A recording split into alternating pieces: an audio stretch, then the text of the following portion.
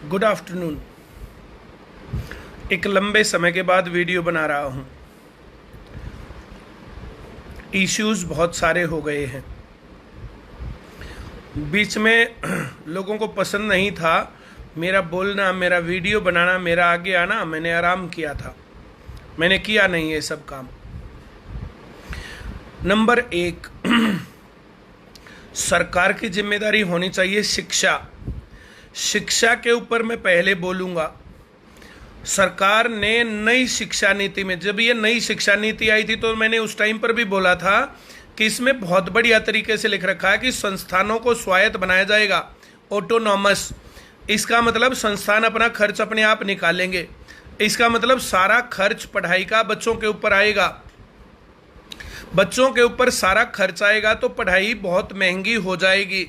ये नई शिक्षा नीति जब आई थी मैंने तभी से जो इसके ऊपर बात करनी शुरू की थी और मैंने बहुत बार इस पर बोला भी था। उस काम को इम्प्लीमेंट करते हुए सरकार ने अब की बार कह दिया था कि इस सेशन से सरकार यूनिवर्सिटियों को पैसे नहीं देगी, यूनिवर्सिटी ग्रांट नहीं देगी और कर्ज देगी। यूनिवर्सिटी छात्रों की फीस बढ़ा करके अपना कर्ज पूरा करेंगी, अपना खर्च निकालेंगी, तो छात्रों की जो फीस है वो 3 गुना, 4 गुना, 5 गुना बढ़नी तय है। अगर इतनी महंगी फीस हो जाएगी तो आम बच्चा तो पढ़ ही नहीं पाएगा। पहले ही फीस बहुत महंगी है, इतनी ज़्यादा महंगी हो जाएंगी तो बहुत लोग पढ़ाई से दूर हो जाएंगे और शिक्षा एक विशेषाधिकार हो जाएगा कि जिनके पास पैसे हैं वे पढ़ेंगे, बाकी नहीं पढ़ेंगे। मैं एक बात और कहना चाहता हूँ, 15 साल हो गए नो डिटेंशन पॉलिसी को। नो डिटेंशन पॉलिसी के तहत पढ़ करके बच्चे जो है 12वीं पास करके ग्रेजुएशन करके हमारे पास आ रहे हैं। उनका हाल क्या है आईसीएस के स्टूडेंट्स को मैं जो बहुत अच्छे तरीके से बताता हूं। अब आप लोग जो है इस बात को देखो, नो डिटेंशन पॉलिसी से सरकार ने छात्रों के अंदर, किनके पास डिग्री तो हो पर ज्ञान ना हो, इन लोगों के पास क्वालिफिकेशंस हो लेकिन नॉलेज के नाम पर जीरो, नो डिटेंशन पॉलिसी। और फिर जो रही खई कसर थी वो कोरोना ने पूरी कर दी। नो डिटेंशन पॉलिसी में ना फेल करना, ना बच्चे को पीटना, ना उसको धमकाना, ना कुछ भी करना। जब बच्चे पर कोई प्रेशर ही नहीं रहेगा तो पढ़ेगा कैसे? और बच्चों ने पढ़ना छोड़ दिया, टीचर्स ने पढ़ाना छोड़ दिया और नो डिटेंशन पॉलिसी के प्रोडक्ट तैयार हो रहे हैं।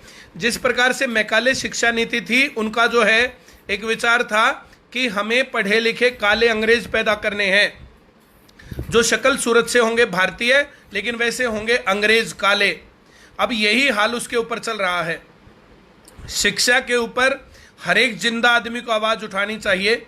हमने उठाई, वीडियोस बनाए, ट्विटर पर लगाए और अलग अलग ग्रुप्स में भी उसको शेयर किया। अब की बार के लिए नई शिक्षा नीति का ये प्रावधान रोका गया है। अभी कुछ राहत है लेकिन ये परमानेंट थोड़ी रोका गया है। शिक्षा के लिए, अच्छी शिक्षा के लिए हर एक नौजवान को, देश के हर एक नौजवान को आवाज़ उठानी चाहिए। वरना 2-4 साल बाद तब क्या कहेंगे अपने बच्चों को, आने वाली पीढ़ियों को हम लोग क्या बताएंगे कि जब रेलवे बिक रही थी हम चुपचाप बैठे थे, जब जहाज बिक रहे थे चुपचाप बैठे थे, जब एयरपोर्ट बिक रहे थे, रेलवे स्टेशन बिक रहे थे, चुपचाप बैठे थे। जिस टाइम पर पावर जनरेशन, पावर का डिस्ट्रीब्यूशन, कोयला, ट्रेन सब बिक रहे थे, अडानी को दिए जा रहे थे, तो हम क्या कर रहे थे?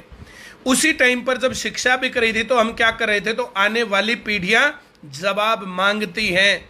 जैसे इतिहास जवाब मांगता है महात्मा गांधी से कि उसने भगत सिंह और उसके साथियों को क्यों नहीं छुड़वाया, ऐसे ही इतिहास हम आप लोगों से जवाब मांगेगा कि जिस टाइम पर यह सब बिक रहा था तब हम क्या कर रहे थे।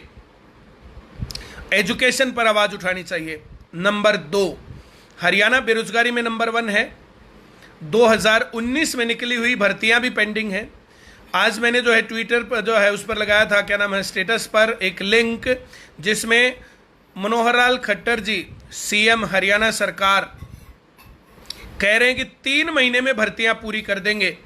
3 साल हो गए हैं, भर्तियां पेंडिंग हैं। पुलिस की भर्ती, रिक्रूटमेंट प्रोसेस सारा सब कुछ होने के बाद भी भर्तियां पेंडिंग हैं। एसआई की भर्ती है, फीमेल कांस्टेबल है, सब भर्तियां पेंडिंग है। उसके अलावा कोई भर्ती हुई ही नहीं है। तो पुलिस की भर्ती में सरकार कब रिक्रूटमेंट देगी? इसके लिए आप लोग क्या समझते हो कि घर पे बैठे बैठे ऐसे ही लगा लेंगे, या आप लोगों को आगे आना पड़ेगा? तो मैं जो है तैयार हूं, परिमल कुमार, इस मसले को भी उठाते हैं और प्रदर्शन करते हैं हर जगह पर, ऑल इंडिया लेवल पर। जो एक कहानी चल रही है, नंबर एक एजुकेशन, नंबर दो जो भर्तियां पेंडिंग है, लंबित हैं, बहुत लंबे समय से उनको पूरा किया जाए। सीईटी का एग्जाम है और जो बाकी भर्तियां हैं उनका टाइम टेबल दिया जाए और एक फिक्स कैलेंडर होना चाहिए पूरे साल का, कि जो सरकार जो फिक्स कैलेंडर जो है करे और इस हिसाब से फॉर्म निकलेंगे, रिजल्ट आएगा, एग्जाम होंगे, सारी चीजें फिक्स। जब ऐसा करने के लिए आगे आओगे तो बात बनेगी। लगातार मेरे से जो है बच्चे संपर्क कर रहे हैं कि कोर्ट केस कर दिया गया, कोर्ट केस में 5-6 महीने के आगे जो है 2-3 महीने के आगे की डेट्स दी जा रही है। इस प्रकार से तो मामला चला जाएगा और बिल्कुल चला जाएगा भाई। अगर आवाज नहीं उठाओगे तो ना सीईटी का एग्जाम होना है, ना पुलिस वाली रिक्रूटमेंट होनी है, ना सेंट्रल लेवल पर एसएससी वाली जो है रिक्रूटमेंट होनी है। तो अगर तुम्हें लगता है कि हाँ हमें जो है ये सब चीजें चाहिए तो हमें आगे आना पड़ेगा। ऑल इंडिया लेवल पर प्रोटेस्ट को जो है करते हैं ऑर्गेनाइज, हर जगह पर आवाज उठाते हैं। जितने स्टूडेंट्स हैं, जो लोग सोचते हैं कि हाँ ये सब करना चाहिए, इस वीडियो को ज़्यादा से ज़्यादा शेयर करो। ऐसे लोगों तक भी भेजो इस वीडियो को जो लोग कह रहे थे कि ये पानी मार है, ये सरकार के खिलाफ आवाज़ नहीं उठाता है। मैंने उनको मौका दिया, उन्होंने क्या कर लिया। जो ये बड़ी बड़ी बातें बोलने वाले लोग थे, आजकल किस बिल में है, कहीं पर कोई दिखाई दे रहा हो तो मुझे बताना।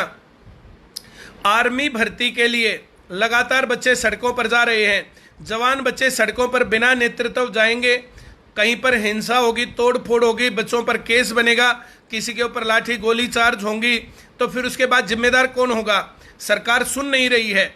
कभी हिसार में प्रदर्शन हो रहा, कभी रोहतक में हो रहा, कभी जींद में हो रहा, कभी पानीपत में हो रहा है, हर जगह पर अलग अलग जगह पर जो है इस प्रकार से प्रदर्शन हो रहे हैं। तो शांतिपूर्ण तरीके से प्रॉपर पूरे हरियाणा में अच्छे तरीके से नेक्स्ट वीक में हम लोग ऑर्गेनाइज करते हैं। 1-2 दिन में जो है एक और वीडियो बना करके वो देखते हैं। इस वीडियो को ज़्यादा से ज़्यादा शेयर करो और जो ये नेगेटिव बोलने वाले लोग हैं उन तक ज़रूर पहुंचाना कि भाई साहब बिल से निकलो, ज़रा कुछ करके दिखाओ। और नहीं तो इस भालू को जो बोलते थे और जो इसको पानी मार बोलते थे और जो कुछ ये है, तो मैं बच्चों तुम्हारे साथ खड़ा हूँ, तुम्हारे आगे खड़ा हूँ, तुम्हारे आगे चलने को तैयार हूँ। इस बात को लेकर के हम लोग नेक्स्ट वीक में एक प्रोटेस्ट ऑर्गेनाइज करते हैं, बढ़िया वाला। तब तक तुम लोग अपने सभी साथियों को बता दो कि पेपर पास करके घर बैठे रहोगे, अगर ज्वाइनिंग चाहिए तो प्रोटेस्ट करना पड़ेगा अपने साथियों के साथ, बाकी लोगों के साथ मिल करके, और बढ़िया लेवल का प्रोटेस्ट ऑर्गेनाइज करते हैं। बहुत बहुत धन्यवाद, थैंक यू वेरी मच।